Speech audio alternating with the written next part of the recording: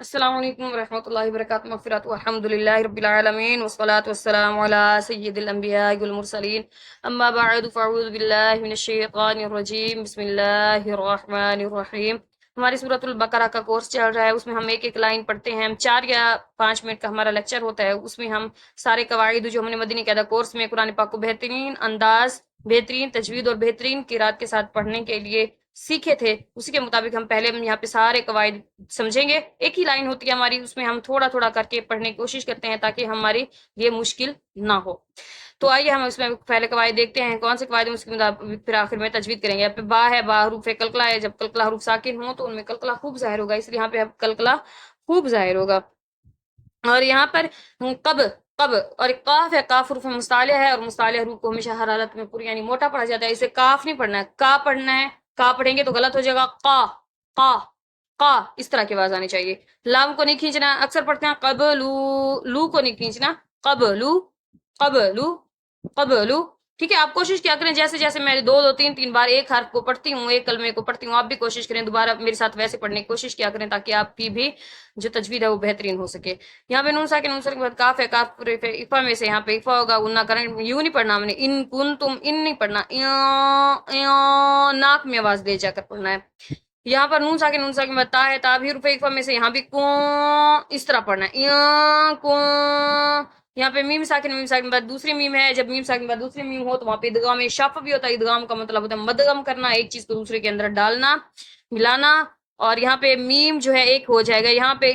کن تم، یوں نہیں پڑھنا، ہم نے پڑھنا کن تم، یعنی میم ایک بن جائے گی، اب یہ 2 میم سے ایک میم بن جائے گی، سیدھا اس والی میم سے جا کر ملے گا۔ حمزہ ساکنہ اس کو ہمیشہ جھٹکا دے کر پڑھیں گے، مو مو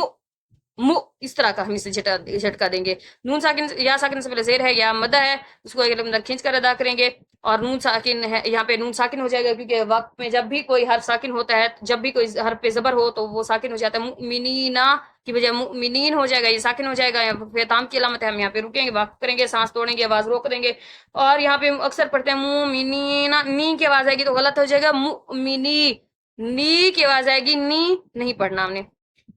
یہاں پر دال ہے، دال حرف ہے اور اسے لا پڑھنا ہے، والا پڑھنا ہے، والا نہیں پڑھنا، والا قد، والا، والا کی آواز آئے گی تو غلط ہو جائے گا، قاف حرف مستعلیہ، اسے قاف کی آواز آئے گی، والا قد، والا قد، والا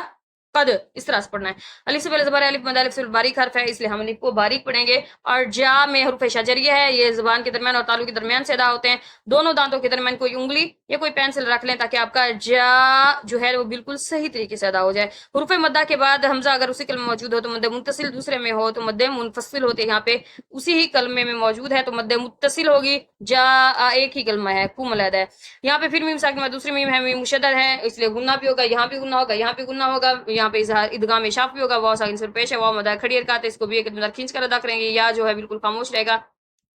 یہاں پہ کھڑی حرکات ہے، ایک مقدار کھینچ کر ادا کریں گے، اور یہاں پہ ثم میں میم مشدد ہے، یہاں بھی ہم پورا کریں گے۔ تو آئیے اب ہم اس کی تجوید کرتے ہیں۔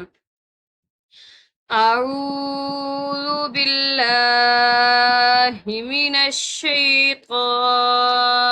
الرجيم،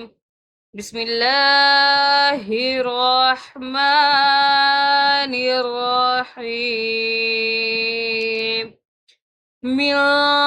قبل إن كنتم مؤمنين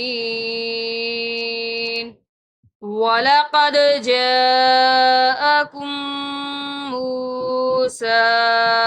بِالْبَيِّنَاتِ ثُمَّ، اب یہاں پہ ہم وقت کرنے کے اسے انشاءاللہ تعالیٰ کل والے لیکچر میں پڑھیں گے۔ بالبینات، صدق اللہ العظیم۔